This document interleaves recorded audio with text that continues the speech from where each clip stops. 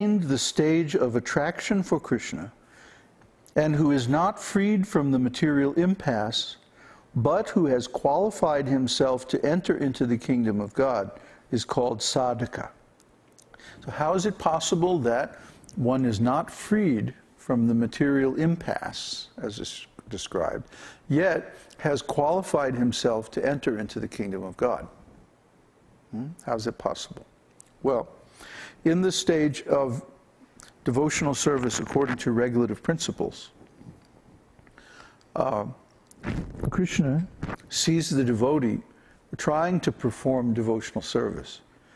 The devotee develops the intention or the desire to perform pure devotional service and satisfy the Lord by ecstatic love. At that time, Kṛṣṇa says, okay, I will liberate this devotee.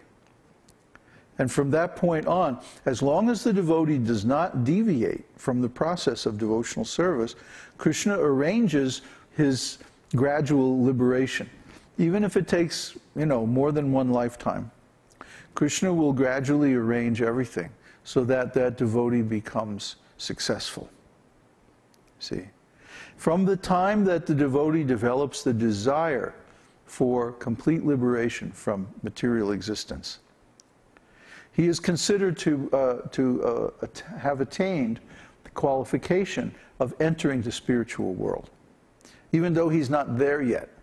And Śrīla Prabhupada used to use the example of someone who is traveling to a foreign country, say by airplane, that before going, he buys the ticket.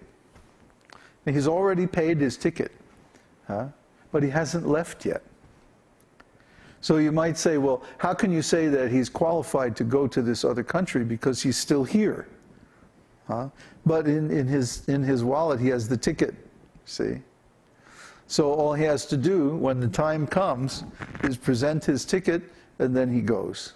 So similarly, the sadhu, the sadhaka, has earned the qualification to go to the spiritual world. He's paid his ticket by developing this desire. And Kṛṣṇa says in Bhagavad-gītā that manmana bhava madbhakto, simply keep me in your heart and always think of me, worship me, become my devotee, bow down before me, offer your service to me, offer your homage to me. But if you can't do that, follow the principles of regulated devotional service, because that will develop the desire to attain me. See? And that is the actual price of attaining liberation. As soon as we develop that desire, oh, I want to be liberated, I want to be a pure devotee, I want to develop love for Kṛṣṇa. When that desire becomes rooted in the heart and permanently established in the heart, that is the ticket, that is the price of going to the spiritual world.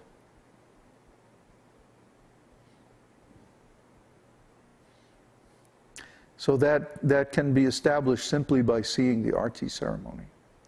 Every aspect of this devotional service is so powerful. Okay?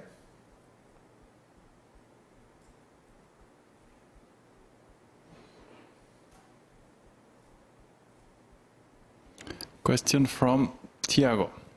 Please accept my humble obeisances. We know that surrender is very powerful against offenses, against the holy name and anarthas. Yet people tend to overlook it because it is the most troublesome to them. The three-part question is: first, what does it mean to surrender mind and senses to Kṛṣṇa? Should I continue reading? No, let me address that question first. Yeah, you're right. Surrender is required to attain the perfection of devotional service. Kṛṣṇa himself says at the conclusion of Bhagavad-gītā, Sarva dharman prityaja, mam ekam sharanam vraja. Give up all different kinds of religion, sarva dharman prityaja, and just surrender to me alone, mam ekam, Sharanang braja. Braja means go, do it. Sharanang means take shelter, surrender. Sharanang, also Sharanagati. Sharanam agati, go, do it. Sharanagati. So the act of surrender is called Sharanagati. And this is absolutely necessary to attain pure devotional service. But you may have noticed that we don't stress it very much in our preaching. And this is precisely because of the attitude of especially Westerners who feel that this mood of surrender is very threatening to their false ego. So we don't stress it. Instead, we stress the experiential approach of take this knowledge and perform the experiment, implement it in your life, and then you'll see that you get the result. And in this way, you'll develop trust. And on this platform of trust, then we can start talking about surrender. But without surrender, actually, you cannot approach Kṛṣṇa. Why should Kṛṣṇa accept anyone as his devotee unless they surrender to him? Kṛṣṇa is the supreme. You know, so does he want somebody saying, oh, yes, Kṛṣṇa, I'm your devotee, but I'm leaving the back door open just in case things don't work out. You know, I can go back to being in material life. I mean, what would you say if you were going to marry some girl, for example, and she says, well, yeah, I'd like to marry you, but just in case, you know, I'm still seeing my old boyfriend. What would you think? So how do you think Kṛṣṇa feels when we approach him and we say, yeah, I want to be your devotee, but I still want to maintain my material attachments? This is called mixed devotional service, Mishra Bhakti, or motivated devotional service, because we want to get something for ourselves out of our service. So in either case, we can't advance very far without surrender. Now, what was the first part of the question?